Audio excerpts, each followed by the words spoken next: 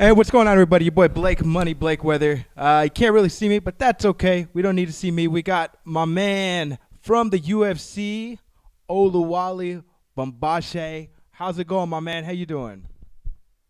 Doing good, man. And it's Bangoshe, man. God, Bangoshe. Don't torture my God. name like that. Don't do that to me, man. That hurt my feelings, man. My bad, my man. Got that corrected. Oluwale, I want to talk to you, man, because I watched all of your fights this morning, and now I feel even more embarrassed that I fucked up your name. Um, but I liked watching all your fights. So I started, of course, with all the UFC fights, and I worked my way up.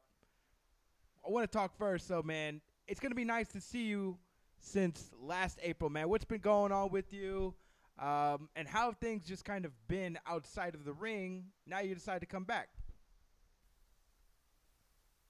So for the most part, yeah, just a lot of change of events, a lot of things went on. So I had to really just understand that certain things may not be able to happen right when you want them to happen.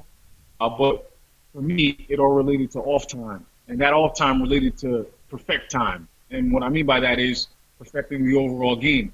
So from my last fight, which was April, almost a year, you could say 11 months, you could say, Right. in regards to my next fight.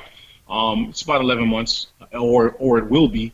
I just told myself it's time to get better. Because to be honest, I mean, I'm not gonna lie, I'm a fighter who has thrived on his talent, and who's made it far based off his raw talent more so.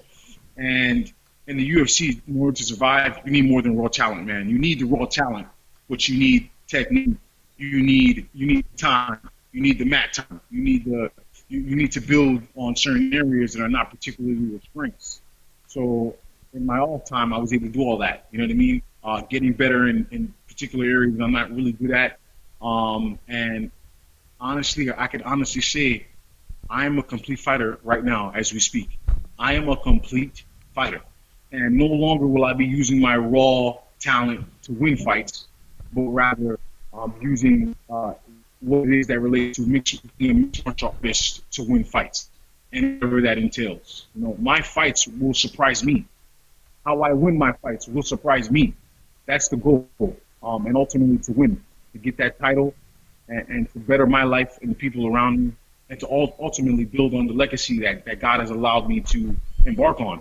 And that's life. You know what I mean? Mm-hmm. Right now, that to me is life. Building on this legacy and taking advantage of this opportunity that God has given me. That's awesome, man. So kind of a overall an improvement time away to better yourself, better your mind, body, soul, all that good stuff, and come back better. Come back, more than before. Because I mean, and so I was watching your fights. It seemed like your striking is godly amazing. I mean, you have some amazing switch stances. And I say it in the fact that we see a lot of the switch dancing going on nowadays. A lot of people are kind of going on this train, and I feel like not enough people know about you, or if they haven't watched you and they're a fan of that style. So more, I don't want to say karate, but it's kind of karate. You see your Connor, you see your Stephen Wonder boys. But even switching stances in the sense of like Dominic Cruz, T.J. Dillashaw, but it doesn't. You don't see a lot of I don't want to say heavier guys, but like the heavier weight classes, they don't do that. Like that just does not happen. So it's very unique to see you do it and implement it. And what was that based out of, man? What is that from? Is that just experience? Is that something you saw worked in sparring and it translated well in your first few fights? How did that? How the hell did that come about, man? All right. So for the most part, for me, being a switch stance fighter really relates to just looking for openings, to be honest. And sometimes when you're staying in one position or stance, rather, you're only limiting yourself from my eyes, from my point of view. And when I move, when I'm sparring, when I'm in fights, when I'm in one particular stance, I'm like, there's only so much I can do. When I start to switch, there are openings. Now, the whole idea behind being able to master the stance or stances relates to my background in Taekwondo. When I first started my martial arts journey, quote unquote, it started off with me being, I guess, connected to karate. I started off doing karate when I was about 12, 11, 12. And from there, and even before then, I would watch films. I was just drawn to, martial arts films and everything that related to it.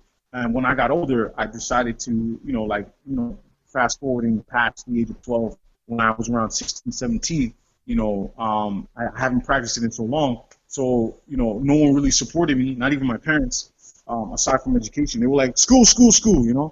So I decided to basically pay for my own way in Taekwondo. And ideally, I wanted to be connected to hopefully karate, but I was one of those type of people that I couldn't really go out much, and if I did, it couldn't have been too far. The place or location I was going had to be around the same confines of my parents' home. So luckily for me, there was a Taekwondo gym right near my house. So by default, I had to go there, because I just wanted to get plugged in to some type of martial art. I didn't really care what it was, and that was Taekwondo. So it was there. I was like, it may not be your ideal art to want to do, but you have to do something. And Right. that was at the age of 17. And little did I know, the first year was rough because Taekwondo is not easy, man. It's basically just kicks, but the footwork is amazing. And it took me years to realize. After a year, I started to see the value in Taekwondo. After forcing myself to do Taekwondo because it was the only martial art in the area, after a year or so, I started to like it. And then I started to get good at it. And then fast forwarding, when I got into college, I continued, and I started to embark on what it is that relates to mixed martial arts. There was a club in college, and I was able to join it. And slowly but surely, I was developing my MMA skills with the foundation of Taekwondo. And while I was in college, I was able to, go to high-level tournaments in Taekwondo via the Taekwondo club at Oneonta. That was one of the colleges that I went to. There was a Taekwondo club, and I was able to go to numerous Taekwondo tournaments to perfect my Taekwondo. And then when I graduated, I decided to further my, I guess, expertise in Mm-hmm. MMA, and I still continued to practice Taekwondo. And that basically is my foundation towards grasping other arts. So in grasping boxing, in grasping Muay Thai, in grasping Jiu-Jitsu, in grasping wrestling, in grasping Kung Fu, any other art, I'm able to use my this into my arsenal. Does that make sense? Yeah, absolutely. And you see that a lot of guys, like even Anthony Pettis comes from more of a taekwondo background, does the switch stances, but it's just amazing to see it again. I think be effective or be useful at a higher weight class, just because bigger guys just don't seem to have that agility, or have or even have they don't start always in taekwondo. You know what I'm saying? So it's very unique. Nah, you're right. Because it's not easy. Yeah. Taekwondo is not easy, man. You could blow out your knee trying to Yeah. do a Taekwondo kick. You know what I mean? So that's why a lot of people are like, you know what? This takes too much time. I need something now.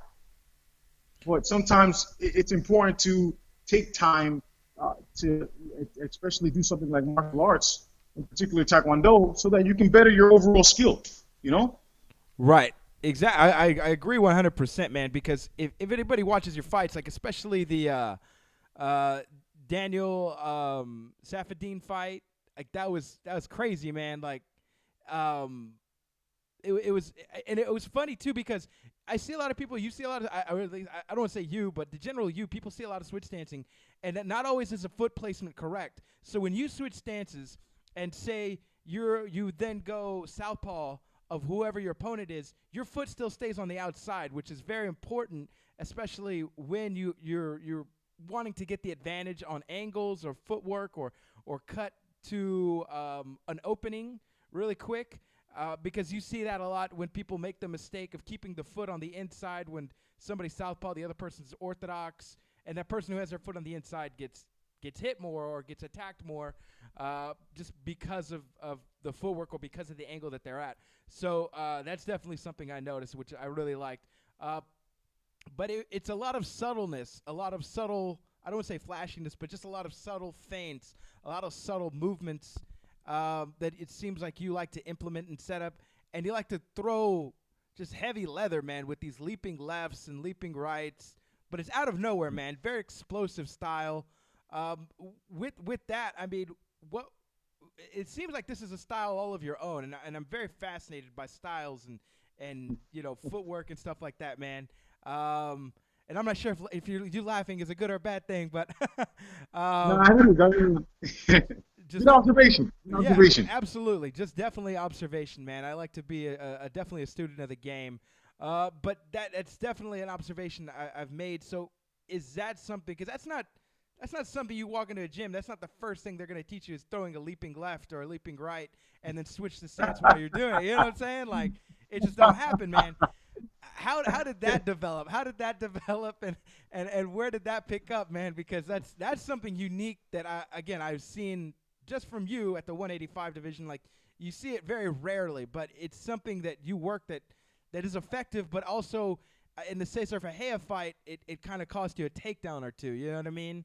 But yeah, walk me through that, man. All right, so and that for me is one of the weaknesses, man. To be honest, with regards to not telegraphing my style and power shots, working on that, working on being more unpredictable, because right. I'm pretty unpredictable, but I realize that I have to be more unpredictable with these guys, with these world-class, competitors, athletes. These guys are no joke. So we'll work with guys previously in the other organization. It's not going to work with these guys. So I realized that I have to really play chess, man. And I have to be patient. And I can't. And normally I don't rush anything. To be honest, usually when I knock guys out in the past, a lot of it was just me competing and me knocking guys out by mistake. To be honest, not that the intent wasn't purposeful. Right. But I didn't think that he would be knocked out from that. There's so many strikes where I'm like, damn, that knocked him out? Oh shit! I didn't even know. Right. I didn't know. I just wanted to hit him.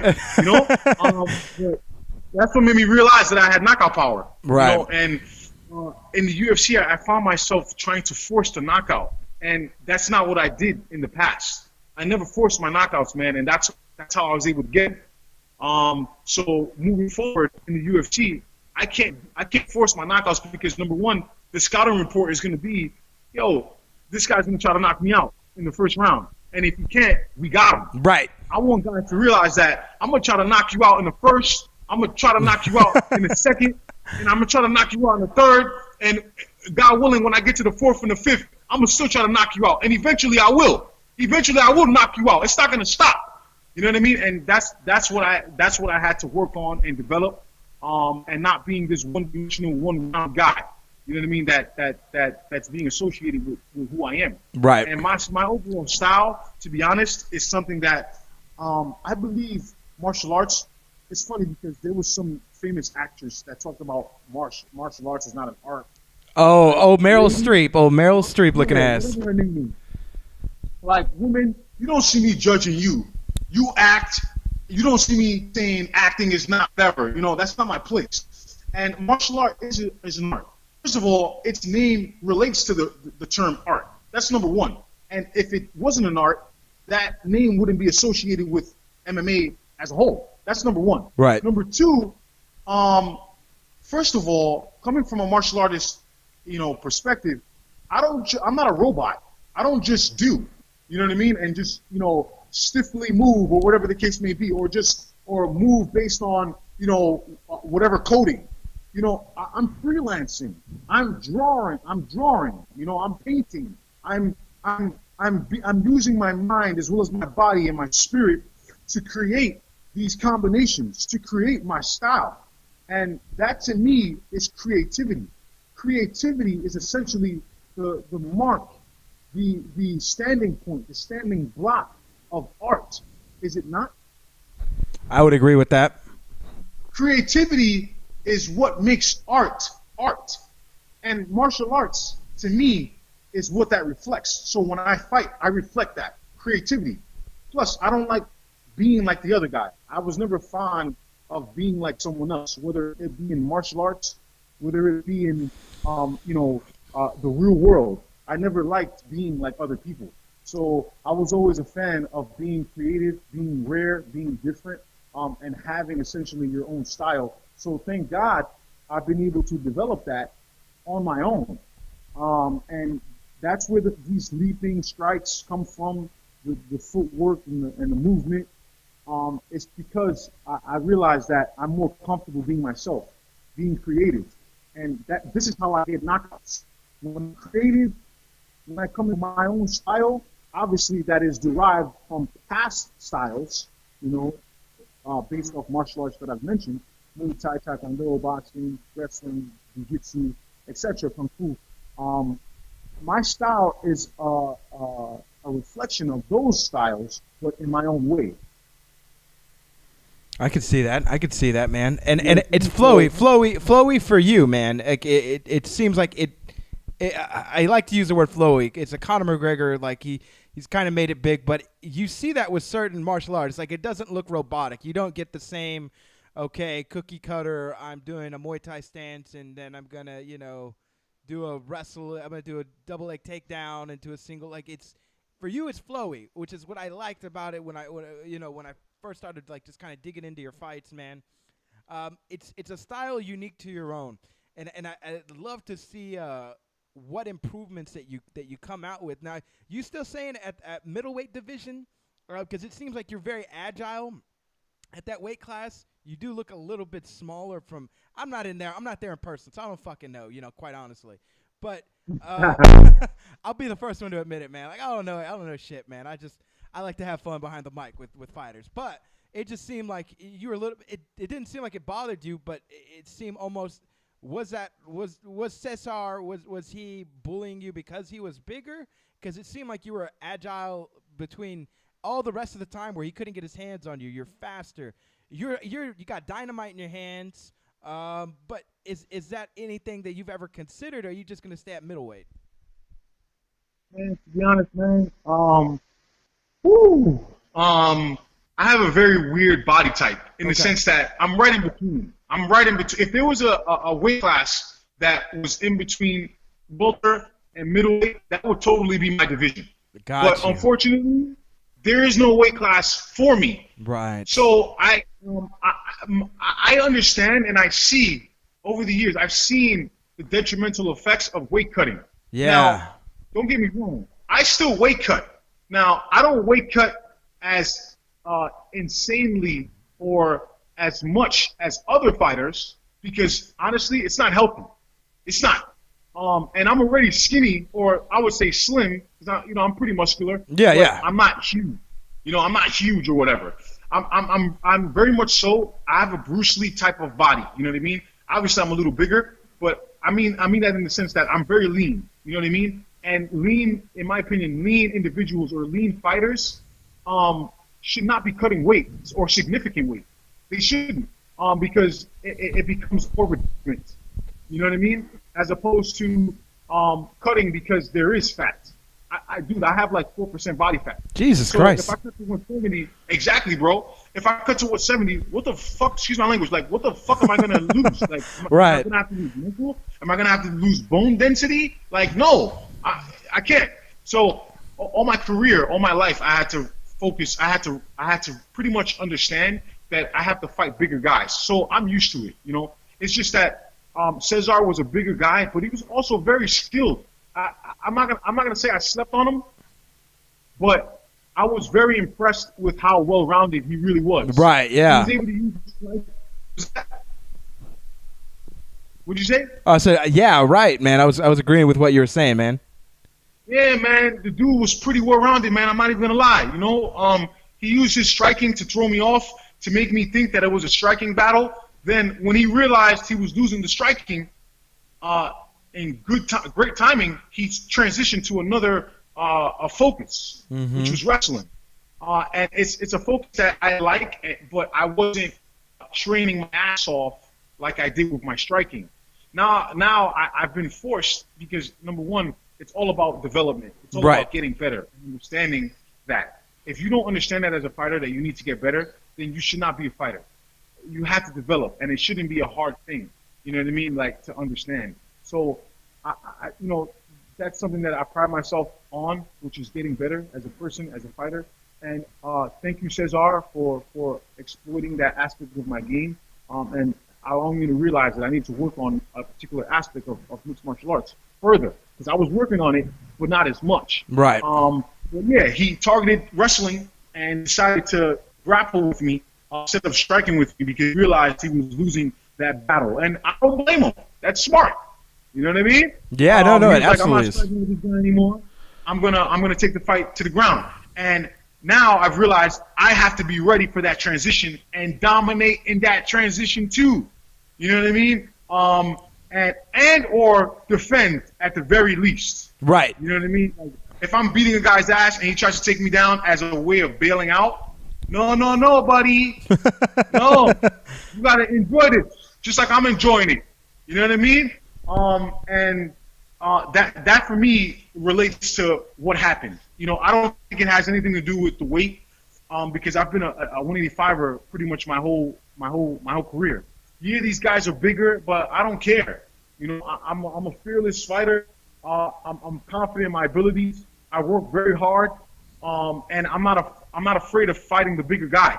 A lot of guys make weight cuts because they're afraid of fighting someone as big as them or bigger.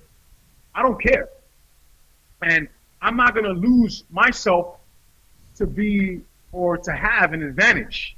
And in all actuality, I don't really have an advantage because, usually the faster guy or the guy with the most energy wins in MMA. Right. MMA boils down to your gas tank, to be honest. Guys who have awesome gas tanks are at the elite, right or wrong. Look at John Jones. He doesn't get tired. Look at Khabib. That man doesn't get tired. Look at Cain Velasquez. He doesn't get tired. Look at Cody Garbrandt. He doesn't get tired. Right. You know, some of the best fighters have a superior gas tank, man. And that's what I've realized I have to focus on. Because at the end of the day, the guy can be bigger than me all he wants. But I know I can be a scary, and I will be, and I am a scary fighter. Being able to beat somebody like I did Cesar in the first round, right, for 3 to 5 rounds. Imagine. That's beastly. That's beastly right there, man. Exactly. That's what I have to do. I don't have a choice. I have to, because if not, I'm going to be easily defeated. Mm-hmm. Oh, don't worry. All we have to do is survive the first round, and we got him. Nah, not me, buddy. Not me. I learned the first time. That's all I need. That's right, man. Adjustments have been made. I'm going to beat that ass, whoever you are, for 3 to 5 rounds, period. And I'm going to be methodical, strategical, and fancy about it. And there's nothing you could do about it, period. Jesus Christ, right there, man. That's bringing the heat, man. Tom Breeze is gonna. Wow, I feel bad. I feel bad for him now. It is what it is, man. Listen, I like Tom Breeze. I like him, but at the end of the day, I'm not here to lose, man. It's him or you, yeah. And you mentioned something about him being on a higher level than by far or something like that. And I'm like, what? Who said that? On an interview he had. But at the end of the day, every fighter has confidence or has to have confidence. Yeah, okay. For him to say that he's far superior than me, it's kind of a little crazy, in my opinion. But hey, it's my job to show him what my high level looks like. And I can't wait. Jesus, man. Beastly. My job is to win. So I'm gonna show my level, and I hope he's there. Let's see. And ultimately, my job is to win. So, my job is to win. So, in showing off, all that I care about is winning, and not showing off. And that's the key. It's not about going in there and losing focus. Getting too wrapped up and maybe trying to be flashy or whatever the case may be. The goal is to win. And that's what I built into my game. My mindset in the cage. Winning. In the words of Charlie Sheen, winning. We gotta stay winning, man. I like it, man. I want to talk to you though about one of your first fights, man, because maybe I wasn't paying attention when I watched, because again, we're about to rewatch everything today. There was some heat between you and Uriah Hall, man. Was there a basis for that? Is that something we even need to talk about anymore? I think I want to talk about it just because I was curious. Like, I don't know. Maybe I wasn't paying attention to MMA at the time, even though I probably was. What the hell was going on with that, man? Because it seemed like legitimately there was some sort of bad blood there, man. Or was there not? Was John Anik just making a bigger deal about something?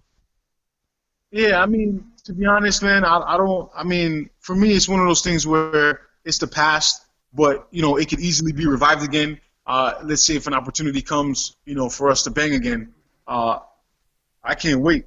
But it all started us training with each other at one point, and to be made of it, and just freaking go, bro. Like, this is before I was an amateur at the time, and I wanted to work with him, man, and hopefully, establish a relationship in mixed martial arts with him. But the guy just waved me off, bro. Like, add him on Facebook. It's like, how you added me on Facebook? Yeah. That's wrong. You declining it. And, like, you know what I mean? Like, screw you. Like, that's what he did to me. That's rude. After we had a sparring session, I tried to, like, add him off, on Facebook. Like, I literally know you, bro. You have friends you don't know. Right. Like, you know you, not like my friend. But then I realized that people will dislike you based off the energy that you give off. And I guess that at the time, the energy that I gave off was, maybe one day we'll be enemies. And you know what? It actually happened. One day we'll have to fight each other. And guess what? It actually happened. So, I don't blame him for doing it. I mean, personally, that's not how I would operate. I'll befriend anybody, man. Anybody up and coming, I'll help. It is what it is. But depending on how humble they are, right? If they're assholes, I'll stay away from them. But if you're a good person, whatever, and you wanna learn some pointers from me, why not? I'll help out. What have I got to lose? I got nothing to lose. If you're a good person, but if you're an asshole, I'll just keep it moving. I'll ignore you or whatever. But I was very humble to him. I wasn't I wasn't an asshole during the sparring session, and I thought we could move forward and be teammates, but that wasn't the case. So when he declared himself as pretty much my enemy, when I got the opportunity to fight, I decided to take it because he's not my teammate. Right. It would have been one thing if he was my teammate. I would have said no. Give me someone else, or I'll wait for someone else. But he's not my teammate. And someone who shoved me, for me, it was irony in the sense that, guess what? The person you shoved away made it to the UFC. Right. How life works. You know what I mean? But anyways, I want to add and talk about what relates to my overall career in the 185 division, or my position now in the 185 division in the UFC. Yeah, speak on it. Some of the most gregarious guys, monstrous, beastly guys that I faced, I only fought in less than 2 weeks. Number one, that's a huge disparity. That's number one. Number two, it doesn't help that I'm undersized. You know what I mean? So it would be nice if I had a full training camp for Uriah, right?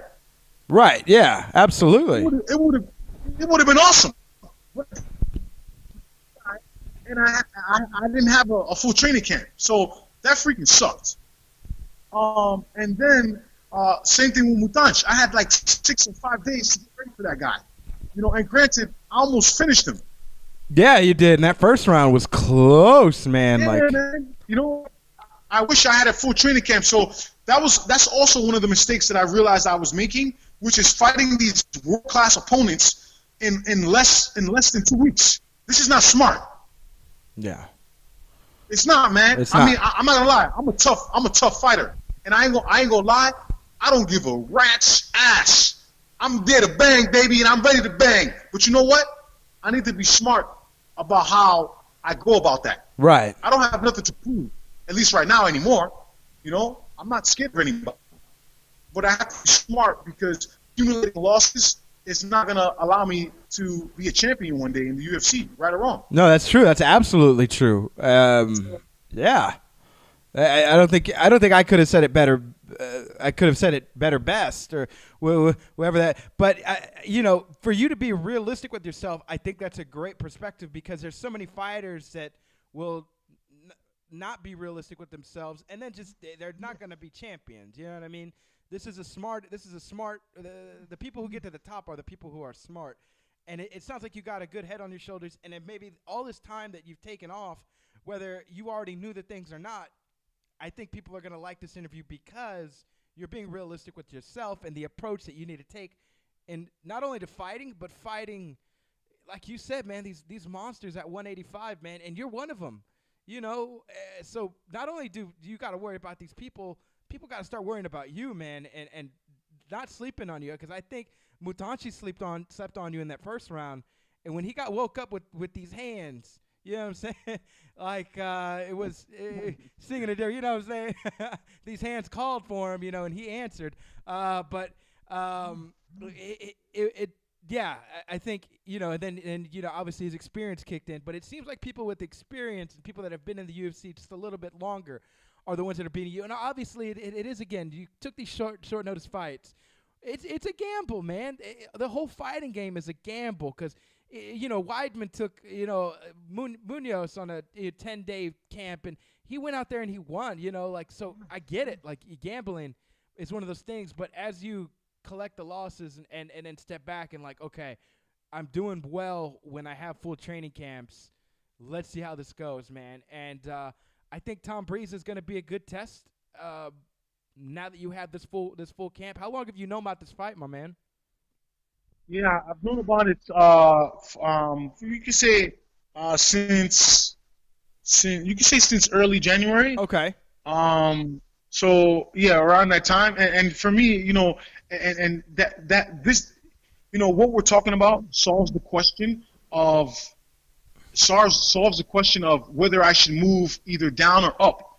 It's not about, for me, it's not whether I should move down or up. It's whether I'm being given the right chance to compete at 185, meaning with a full training camp.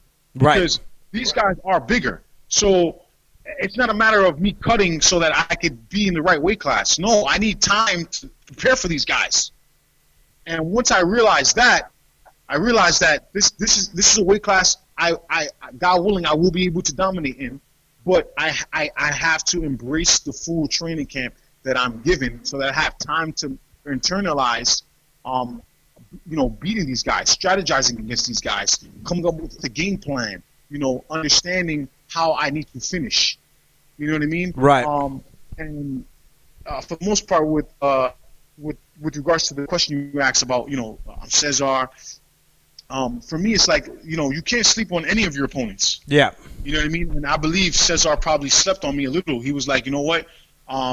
Like, I don't care. And I believe in his last few fights, I'm the only guy that gave him a good run from his money. If you look at all his last fights, he's been like literally like playing with these guys. And these guys are either just as tall as him or have just as much experience. And they didn't beat his ass like I did in the first round. Right. Or overall in the fight. You know what I mean? Like, we was banging, boy. That was a fight. The only thing that I didn't like about that fight is that I didn't show as much grappling as I should have. And it's because, you know, like Cesar was able to expose that I wasn't working on it as much as I should. Mm-hmm. Now I am. You know, so that way, when wherever the fight goes, I'm there. And I'm able to compete in that fashion and overwhelm my opponent. Just like we competed in the striking and I overwhelmed him. If we grapple, I overwhelm him. You know, and wherever it goes, to overwhelm him wherever it goes. Yeah, absolutely. And I think that, again, I think this is a great interview because people get to see you in front of the camera, see how excited you are, man. You're very animated. I know you can't see me, but we're going to do this again. You're going to see me, man. I'm super animated myself, man. But I think this is a great approach, and to kind of touch on your point, man. I talked to a lot of coaches too.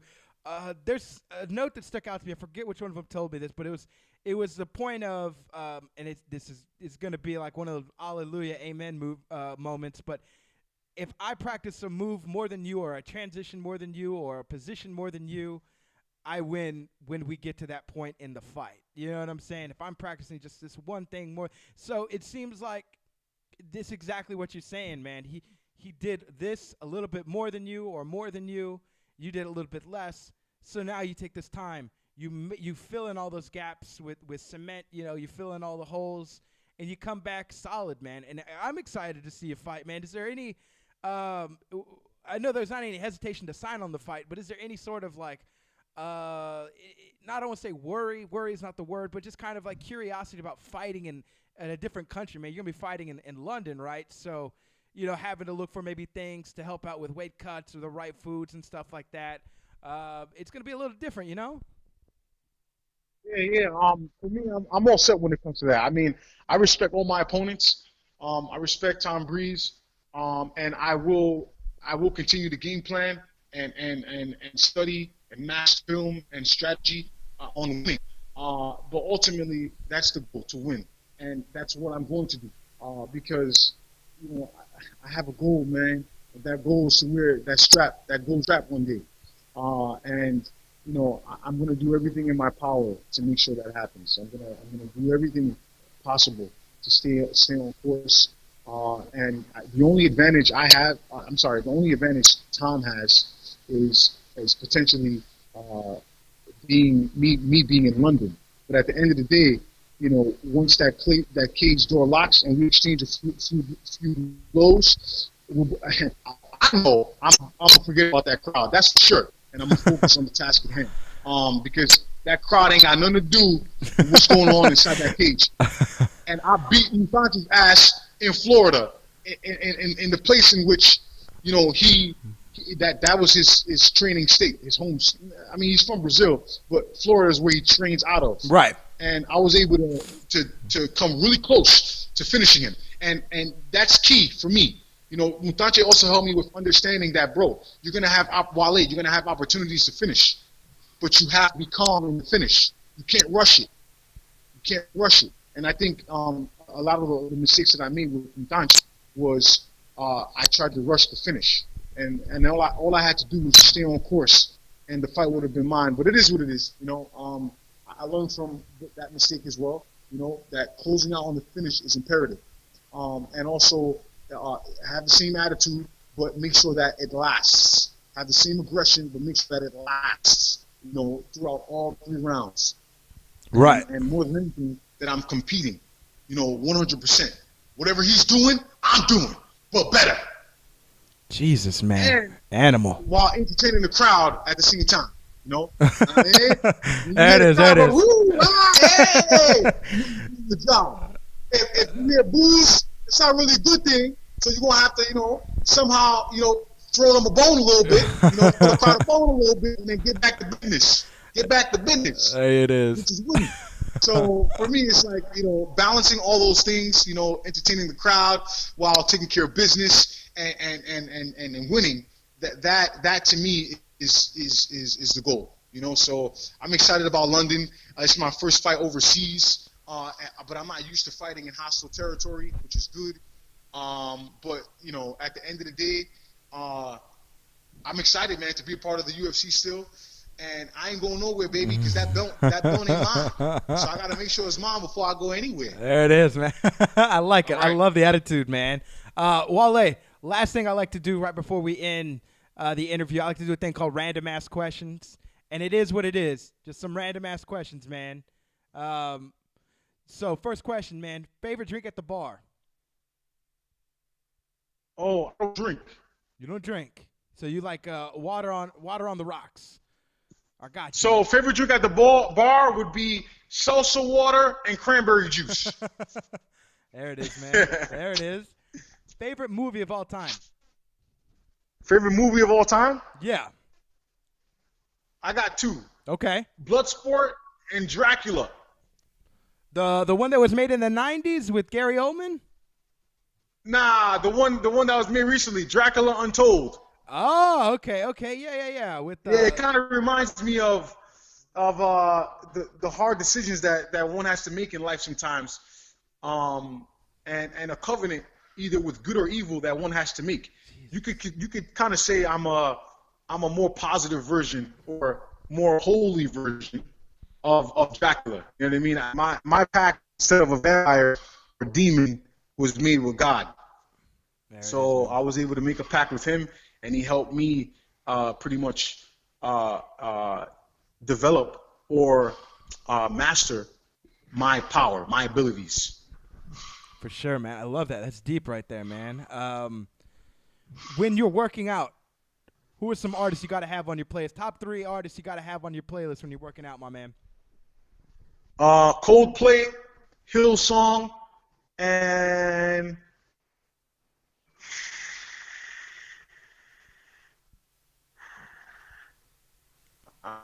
any rap, any hype based rap music, I guess. I put them all in the same boat, man. Hype rap music. Hype rap music. All right. They make a movie about your life. Who is playing you? Play me? Yeah. Ooh, I would say Thor. Oh, for real? What's his name? Yeah, man, I would be a Nigerian Thor, or maybe like a Black Panther. Okay. Yeah. I'm with you. Um, Most exciting experience of your life? Being in the UFC, baby, Being in the UFC. traveling overseas and dominating fighters. Love it, man. Love it. Um, what is the one place, one vacation spot you've never been to but always wanted to go to? The Bahamas. Bahamas. Bahama Mamas. That's right, man. Well, let's get to the real questions, though, man. I'm sick of these pity pat questions. We need to know, man. Celebrity crush.